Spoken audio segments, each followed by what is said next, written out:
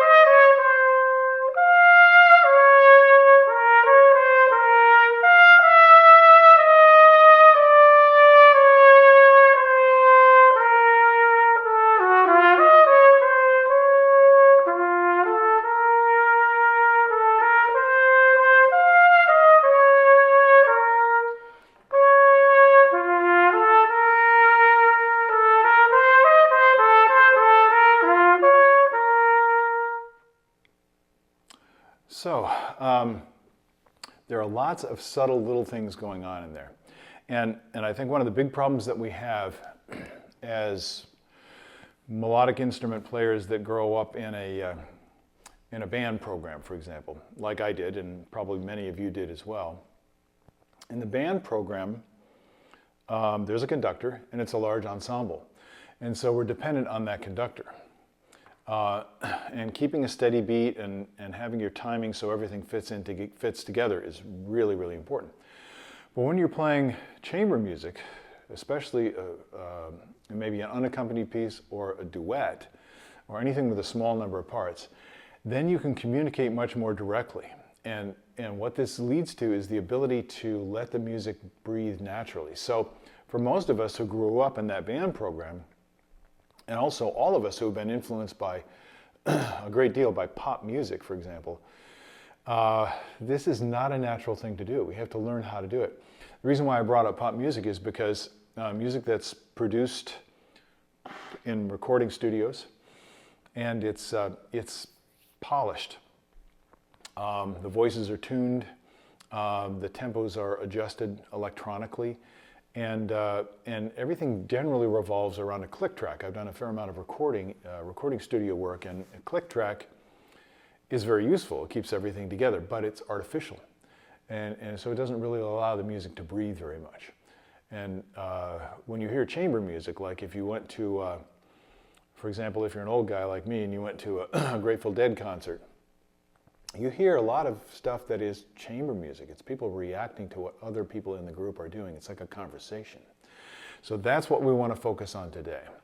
And what I'm going to do is go back and point out a few of the things that I did that give the music that ability, that freedom, that ability to breathe a little bit. I'm thinking about mostly timing in this case. So if I go through, and this is something that I do quite a bit, and I just tongue the subdivided notes.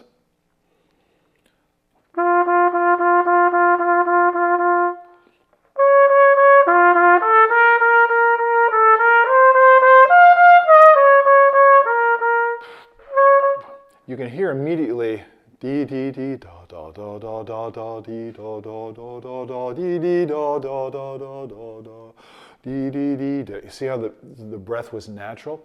It's not da da da da da da da da da. I don't have to jump. Now, of course, you need to be able to do that because sometimes the music does need to stay in a flowing tempo without breaking that tempo. But here it's flexible. This is a song, and it says it's a prayer. Again, what's the character of the music? You can tell it's somewhat mournful. It sounds A prayer is, in the simplest form, it reminds me of Shakespeare, prithee, my lord. Prithee is pray thee. In other words, can you help me, please? It's supplication is the big word for it. Begging would be another word for it. So now we're getting at the character of this. And if it's a straight tempo, like a click track, it just removes a lot of the heartbeat, the flexibility that's going to be in a conversation, which is what prayer in its fundamental form is. Okay? So, now it's a little bit more difficult when you're playing the second part. And that's because the second part has to flex with the first part. So when I play the second part, what I'm going to do, and I'm going to probably show you, I'm going to try and show you a little bit more obviously what's going on. When I play this, the second part, which is mostly an accompanying part, I have to kind of flex with the first trumpet player. But when we're doing it like this, I have to be the leader, even playing the second part. So I'm going to show you that little push-pull as we go through. See if you can hear it and feel it. Might be a good idea to listen to this once and see if you can feel that yun dun dun deen dun dun dun dun dun dun dun dun dun dun, so that you can feel that flexibility in the tempo, and where there's a sense of dee dee do do dee do, so you allow for the breath. Even string players breathe. You want to listen to string players. We listen to great string quartets or great soloists. I could name a big list of people that I've had the wonderful opportunity to play with and listen to. You want to be influenced by these people, because string players, even though they're not using their breath to play the instrument, they're still letting the music breathe. This is what we're trying to do here today. Okay, so I have to keep that first trumpet part in mind as if I were playing with the first trumpet player as we go through here. Yeah, let me give it a shot.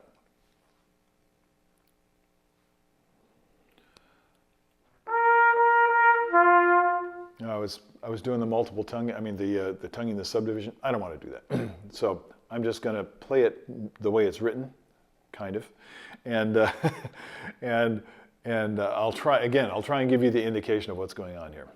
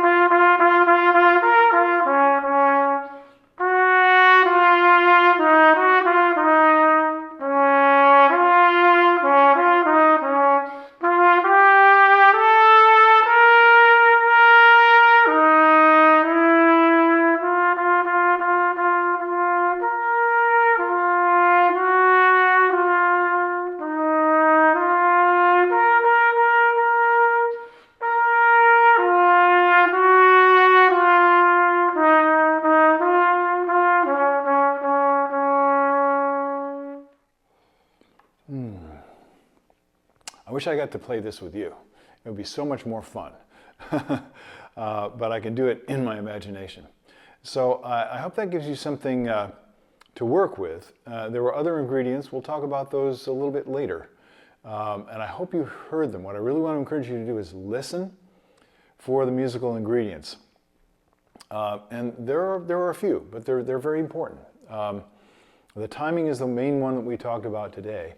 But there's all kinds of spices, you might say, that make the food taste much more interesting. And if you listen for those as you listen to great musicians perform, you're going to be able to develop a taste for those ingredients and then practice them into your playing.